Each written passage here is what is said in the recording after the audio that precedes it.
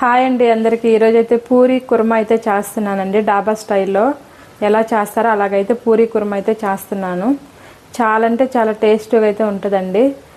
ఏ విధంగా చేయాలనేది అయితే వీడియోలో అయితే చూపిస్తాను, చూడండి. నేనైతే కుర్మా కోసం వచ్చేసి 2 స్పూన్లు శనగపిండి అయితే వేస్తున్నాను. ఒక గ్లాస్ నిండుగా అయితే నీళ్ళు అయితే యాడ్ చేద్దాము. కలిపి అయితే పక్కన పెట్టుకుందాము. ఈ విధంగా అయితే శనగపిండి అయితే బాగా కలిపి అయితే పెట్టుకోవాలండి. నేనైతే 2 ఉల్లగడ్డలు అయితే ముందుగా అయితే ఉడకబెట్టుకున్నానండి. ఈ విధంగా అయితే ఉల్లగడ్డలు అయితే మనం మెత్తగా చేసుకొని పక్కనైతే పెట్టుకుందాము. కడాయి అయితే పెట్టేద్దాము.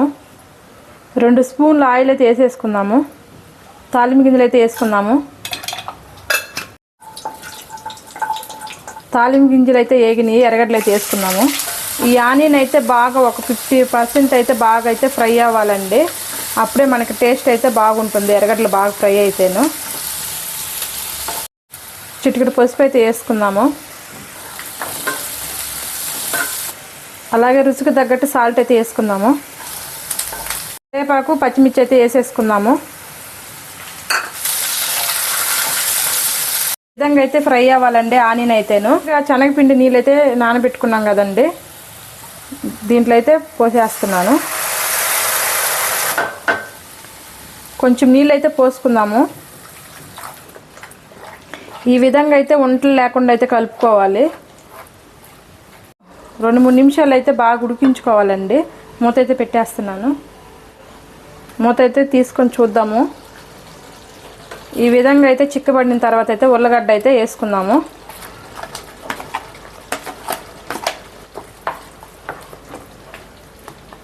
ఇంతేనండి, కుర్మా అయితే రెడీ అయిపోయింది. లాస్ట్లో కొత్తిమీర అయితే వేసి దించేద్దాము. కుర్మా అయితే రెడీ అయిందండి. పూరి అయితే చేసేద్దాము. మనమైతే గోధుమ పిండి ఒక అరగంట ముందు అయితే బాగా కలిపి పక్కన పెట్టుకొని తర్వాత చేసుకుంటే పూరి అనేది అయితే బాగా పొంగుద్ది, మెత్తగా కూడా ఉంటుంది.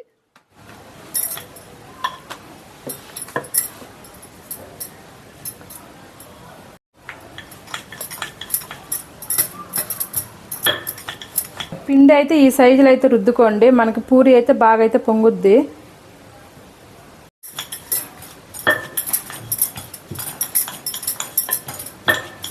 పొయ్యి మీద అయితే కడాయి అయితే పెట్టేద్దాము. మనం పూరి పొంగేదాకా అయితే ఆయిల్ అయితే పోసుకుందాము. నూనె అయితే కాలిందండి. ఈ విధంగా అయితే అనుకుంటా ఉండాలండి, పూరి అయితే బాగా పొంగేదాకా అయితేను. అంతేనండి, పూరీ కుర్మా అయితే ఈ విధంగా అయితే చేసుకోండి డాబా స్టైల్లో. సింపుల్ అండి, చాలా అంటే చాలా టేస్ట్గా అయితే ఉంటుంది.